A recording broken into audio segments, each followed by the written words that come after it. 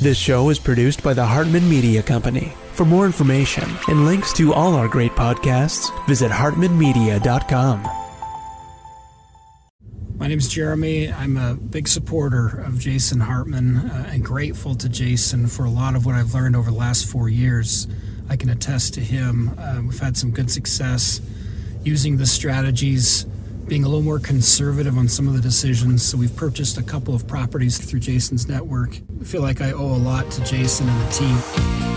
Welcome to the Creating Wealth Show with Jason Hartman. You're about to learn a new slant on investing, some exciting techniques, and fresh new approaches to the world's most historically proven asset class that will enable you to create more wealth and freedom than you ever thought possible. Jason is a genuine self-made multimillionaire who's actually been there and done it. He's a successful investor, lender, developer, and entrepreneur who's owned properties in 11 states, had hundreds of tenants, and been involved in thousands of real estate transactions. This program will help you follow in Jason's footsteps on the road to your financial independence day. You really can do it.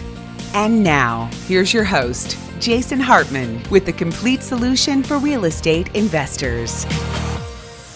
Welcome to episode 1796, and thank you for joining us today, listeners from 189 countries worldwide. The geopolitical situation is getting pretty scary, isn't it? Are we actually on the verge of real war with Russia? Or even a proxy war with Russia? The situation over Ukraine should be very disconcerting to all of us. Very, very disconcerting.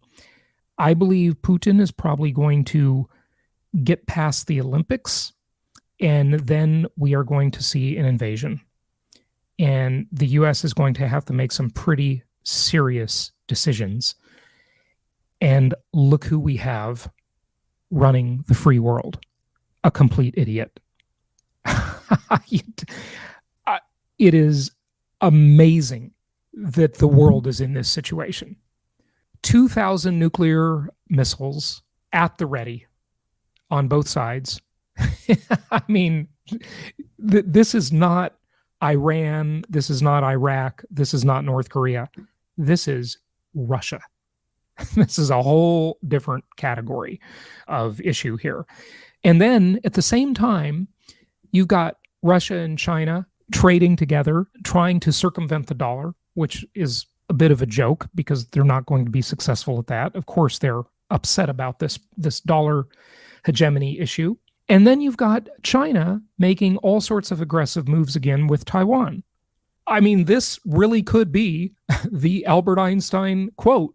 What did it go? Something about, I don't know how they'll fight World War III, but I know how they'll fight World War IV with sticks and stones. Absolutely incredible issue right here that the world is facing.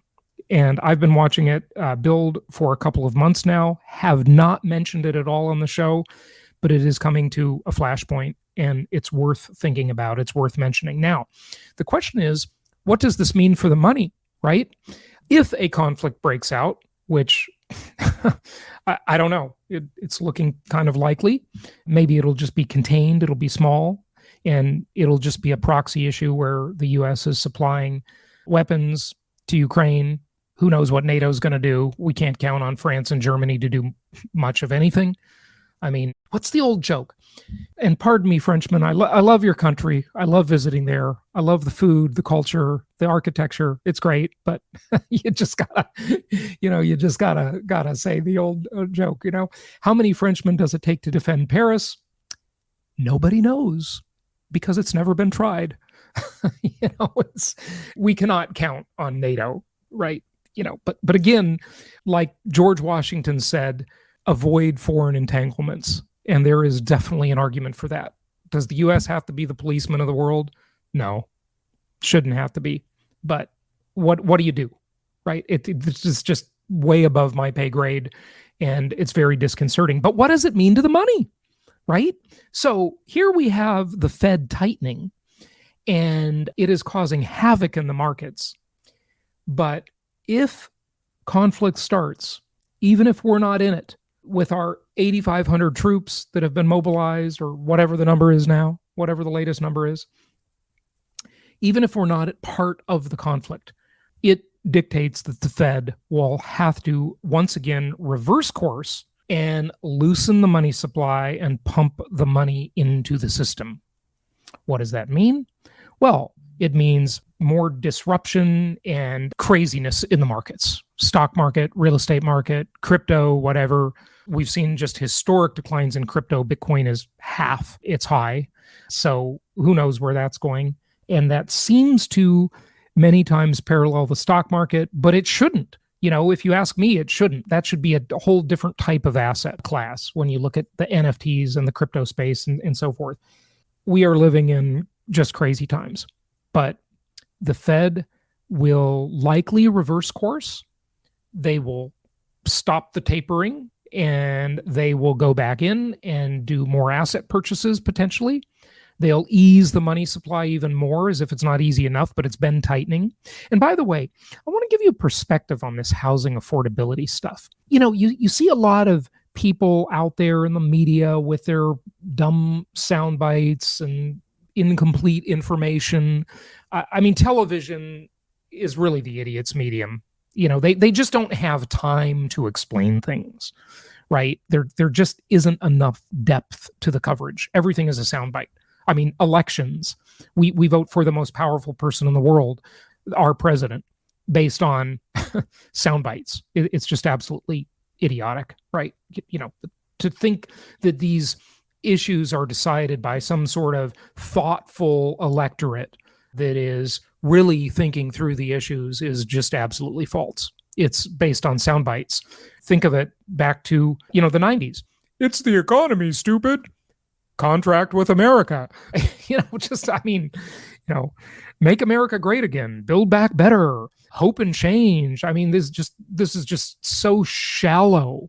It's absolutely appalling how shallow these decisions are. It's crazy. But before we get to our guest today, which by the way is part 2 of Robert Breedlove talking about what is money, which is really a deep question, a much deeper question than most people would think, of course. And if you heard Monday's episode on, part 1 of that, you know that already. But we'll continue that discussion here in a moment. But let's hear from Mark Steyn. And Mark Steyn he's just so funny. He's so snarky. He's like Tucker, just snarky funny. I love these guys. They just crack me up. But the issues they discuss are extremely serious, of course. And this is from GB News.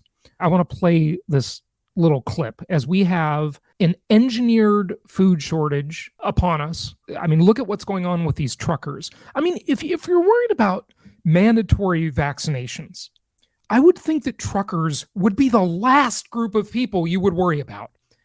They do their job alone. Truckers, that is a solo job, right? Okay, a trucker, when they come into the US or go into Canada, they stop at a couple truck stops, they get some food, they take a shower at the truck stop, they get some diesel, they go to a loading dock and load and unload their rig. These people are not engaging with the population in any major way. An office worker is far more risky for the spread of the totally overplayed fake emergency, right? That, by the way, I had a week and a half ago, right? None of this makes any sense. We are living in a completely nonsensical world where it is such an obvious power grab by these disgusting dictators, these tyrants that are running the world, that are creating this fake narrative. We have virtually no investigative journalism anymore. The news media has become a total joke. And think of the old perspective of the media. Think of the Don Henley song, right?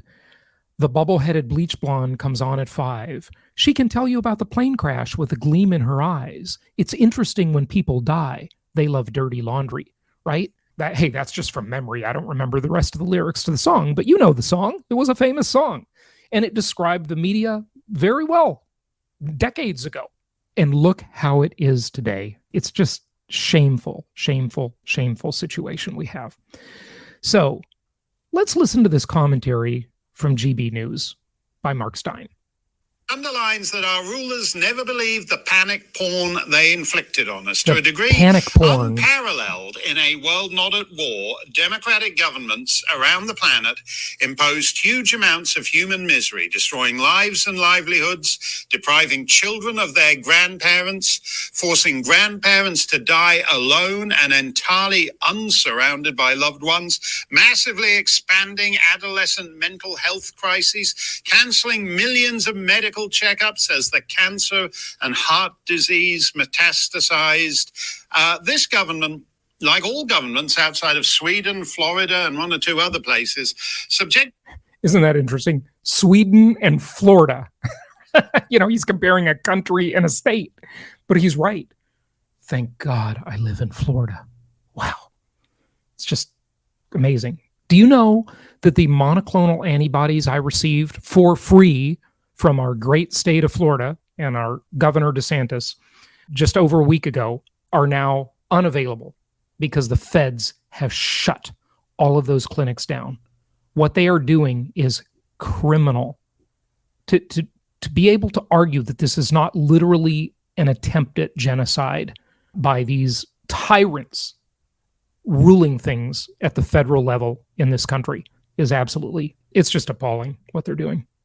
Its citizens to cruelties hitherto unknown in free societies, while they parted on. In a just world, the state would reimburse every single citizen it spent 2 years fining and punishing for doing no more than what the carousing public servants of number 10 did, giving in to the basic human need for company and conviviality. In a just world. In a healthier society, the masses might well rise up and sack Downing Street, as if its denizens were as offensive to human sight as a 200-year-old statue of some bloke who had a plantation in Antigua. But as George Orwell remarked sadly after an anticlimactic mine workers meeting, there is no turbulence left in England, or in Canada, in Australia, New Zealand, insert your country here. And of all the countries that I am just so shocked about, Australia, it has become a prison camp, quite literally. And Canada also. I mean, these countries, it's just shocking what has happened, especially in those two countries, but many others. The U.S., of course, excluding Florida, Texas, and a few others, right? Instead of full reimbursement or sacking of Downing Street, our elites are proposing to replace the Prime Minister with Tweedle Hunt or Tweedle Truss, and a year or two hence, Tweedle Starmer. Yeah, that's bound to fix the problem. Omicron is fizzling out. In Britain, Sage is admitting that their sagacity is worth tuppence 3 farthing from the grab bag table at the church bazaar. This is some graphics showing about how all their predictions of up to 6,000 people a day dying from Omicron were the usual rubbish, as they have been for 2 years. It's not a stretch to think that the elites are disappointed that this hasn't been worse, that they would be disappointed that more people haven't died, that more people haven't become sick. Never let a good crisis go to waste. But just because there's no killer virus is no reason not to tighten the screws on the emergency without end. Yesterday, Austria voted in its mandatory vaccination law. Canada's not quite there yet, but a judge in Ontario has just issued a gag order forbidding a father from saying anything in front of his 10-year-old son that, quote, calls into question the safety or efficacy of the COVID-19 vaccine. So you cannot disagree with the state's view of the vaccine in front of your own children. Can you believe that? Issuing a gag order to a parent, not allowing the parent to disagree with the narrative of the state in front of their own child. Are we really living in this world? Is this really what we have? Shocking. Anyway, check out the GB News channel on YouTube before it's deplatformed. They've got 374,000 subscribers, but you'll assume that stuff like this and on Twitter, how the Nancy Pelosi tracker that tracked her insider trading criminal behavior, it was deplatformed. It was taken down. Yeah. And thank you to our producer, Joshua, for pointing that out to me. Unbelievable. It's just unbelievable. Anyway, if you want to hear more about how to defend yourself against the absolutely historic things that are going on right now in the world, join us for our live event this weekend, Friday night. We start Friday night, 7 o'clock Eastern, 4 o'clock Pacific time. Then we go Saturday as well for a few hours on Saturday. And we're probably going to schedule a follow-up session right at that event for you, a free follow-up implementation session. So join us for that event. Go to jasonhartman.com. There's a big red banner on the front page of jasonhartman.com. Get your tickets. This is a virtual live event, and it is my Creating Wealth in Today's Economy event. You'll love it. Covers really some of my core fundamental teachings with, of course, an update for present day. Join us for that this weekend. Get your tickets at jasonhartman.com. All right, let's go to part 2 as we talk with Robert Breedlove about what is money. The problem, of course, is when money's being debased, is you're literally just trying to get out of cash into anything else. So this causes a misallocation of capital. Right? This distorts price signals. This induces entrepreneurial overborrowing. And there's a long, history on this, on basically the Austrian business cycle theory, right, where these falsified price signals propagate through the economy. They mislead entrepreneurial action, where you're going to take on certain projects that appear to be profitable at the outset, but once inflation kind of percolates to the economy, you realize that it's not. And then you end up with all these busted projects effectively. Yeah. And when you have systemic bust, that is a recession. There's a great book on this called Democracy, the God That Failed, written by Hoppe. If you'll just read the introduction in chapter 1, he brilliantly explains what time preference is and makes a really strong case that that's actually what civilization is. Like, the more we can lower our collective time preference, the more civilized we are ultimately. And government action, which is really interesting too, it's a form of criminality. And I use this word purposefully because taxation, inflation, regulation, these are all impositions of willpower onto productive economic actors, right? So it's a violation of property rights, basically. And Hoppe makes the point in that book that because those risks or this form of criminality cannot be hedged against, it inherently increases civilization's time preference. So government action itself, both in the sphere of fiat money, but also in the sphere of fiat law and other forms of regulation, is decivilizing. It's raising our aggregate time preference. And as Safety's popularized the concept, like, this is what we need to be aiming at, is lowering the collective natural interest rate and becoming more civilized. And we do this largely through an implementation of honest money, or hard money, as he refers to it. And hard money or honest money lowers our time preference, right? Yes, it is an incentive that contributes to the lowering of time preference, because you can save in hard money and it's going to be there into the future. So all of a sudden you can think longer term because you have more economic footing longer term. You can stick your dollars into a coffee can, bury them in the backyard, and they're going to be worth the same or maybe more when you dig them up years later, right? That's right. So when you have a low time preference, you invest for the future, you do prudent things. And when you have a high time preference, it's like, live for today because tomorrow we die, right? That's the Keynesian mentality, right? In the end, we're all dead, he said, or whatever it was.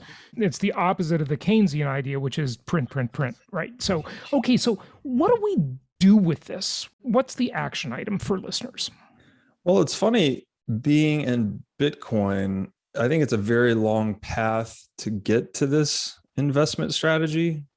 It's the one that I currently use, and I think a lot of Bitcoiners use. It's very simple, but the intellectual journey to get there and the distractions, especially as it relates to alternative crypto assets, and you may be operating under this misconception that Bitcoin could be disrupted by any of these 10,000 alternative crypto assets. Like, I call this the Facebook MySpace fallacy. People think, oh, well, there was MySpace and it was very popular, and then Facebook disrupted it. Those are consumer applications, right? That's not what money is. Money is not a consumer application. Money is a protocol, something more like a language. To analogize it to the internet, something more like HTTP or TCP/IP. So humans standardize to singular protocols typically because there is more advantage in the network effect, frankly. Yeah. Whoever's using the protocol, there's more advantage for new entrants to join the largest protocol. So you get Metcalfe's law working for you with the network effects, obviously, and there's more value created there. But that gets disrupted too, though, right? Maybe the internet as we know it today will be disrupted by, a blockchain version of the internet. I'm not talking about money here. I'm just talking about there will be other technologies, obviously. It won't be the same in 100 years, right? Yeah. So the punchline with Bitcoin, and again, I'll just relate my investment strategy is buying Bitcoin every single day, automatic recurring purchase. I opportunistically buy more Bitcoin on dips.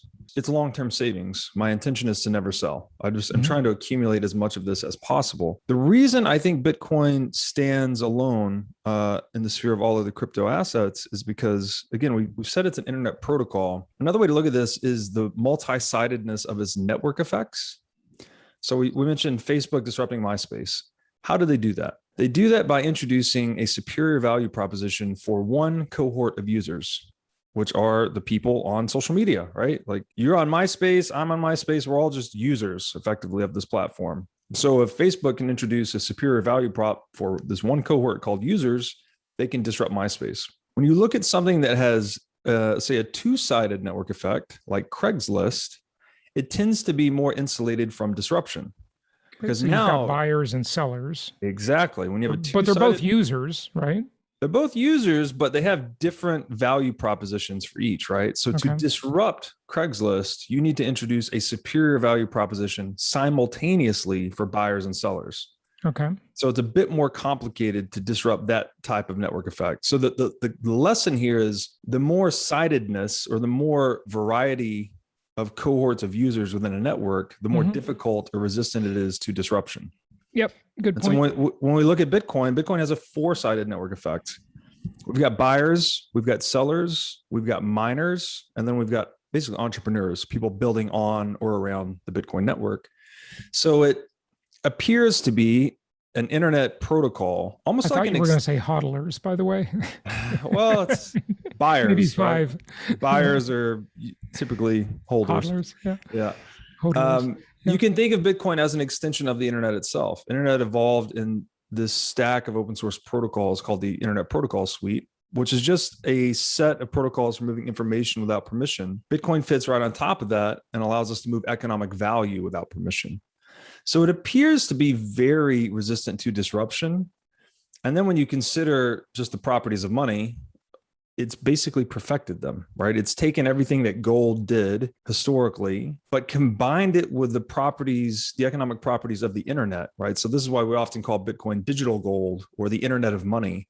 And it has perfected everything that market actors seek in money, right? It's essentially infinitely divisible, durable, recognizable, portable, and scarce. The last one's really interesting. It's the first fixed supply asset we've ever had. And we know with perfect certainty the issuance schedule of Bitcoin from now until 2140. Yeah, I mean, interestingly, to your point, gold is not a fixed supply, although many sort of view it that way. It increases supply about 2% per year, which interestingly is the Fed's old inflation target rate, but they've revised that, obviously. Yeah. And it's also, gold is vulnerable to technological disruption still. So we could have a breakthrough in alchemy or, producing gold in a lab. The alchemy thing is legit, but even more legit is maybe just asteroid mining.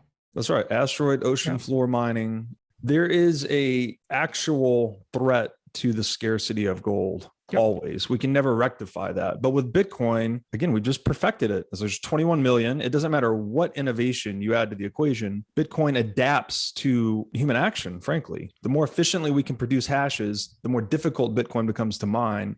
such that it adheres to this perfectly fixed and diminishing supply curve that caps at 21 million. Let me throw out a couple skepticisms on this. And just a little backstory. I've told you this, but I want to tell the audience, and I've told them before, but I want them to hear it here with you. So I discovered Bitcoin when it was $74, shoulda, coulda, woulda. None of us have enough. And I bought a little bit at about $400. My opinion really has changed only a little bit over the years.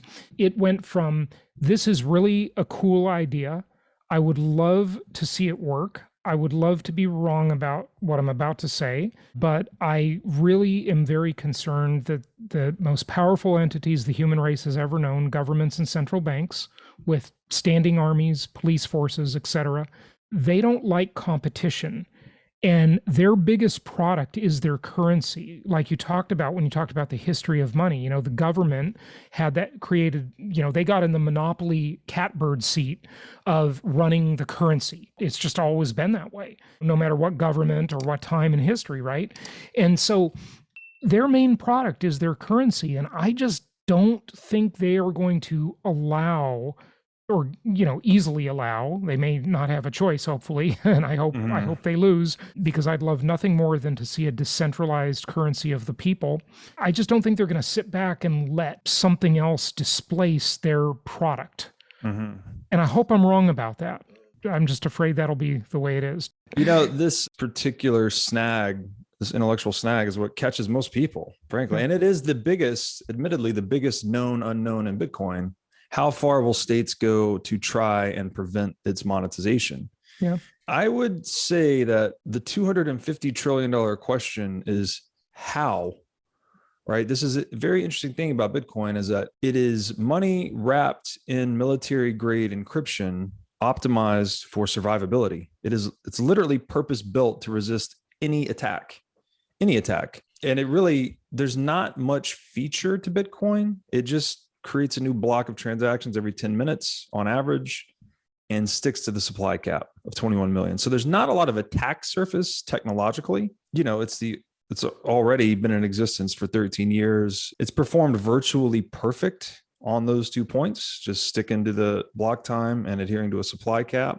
It's resisted a number of attacks, actually. It's been through the gamut of regulatory assault in China. It's always prevailed from that. It's come under ideological attack in the Bitcoin fork wars of 2017. It survived that. Yep. So I agree. They're going to try and do everything they can to stop it. But the real question is how. No one has answered this question convincingly. Well, the way I've always answered that question is they'll just make it illegal. And of course, it will continue to be traded, and there will be a black market.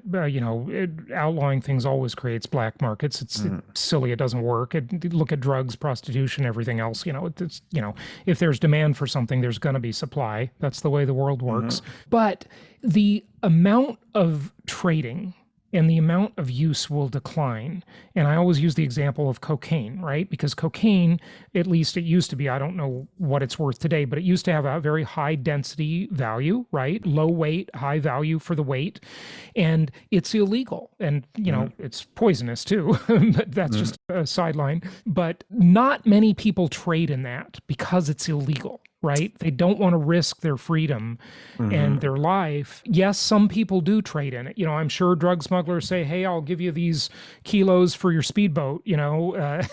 I'm sure that happens, but it's not much. Well, there's a number of issues here, because if you try to illegalize Bitcoin, there's already case precedent from, I think it's U.S. Second Circuit Court for the PGP case. This is back in the 90s. This pretty good privacy protocol, where they were trying to classify open source technology as munitions such that they could restrict the exportation of it. But the case essentially was shut once they printed PGP. It's open source code. So you printed out the whole code base on paper, presented it on the desk and said, this is PGP. How can you outlaw this? Yep. It's instantaneously protected under freedom of speech. Yep. So there's very real legal precedent and protection for open source software under, the First Amendment.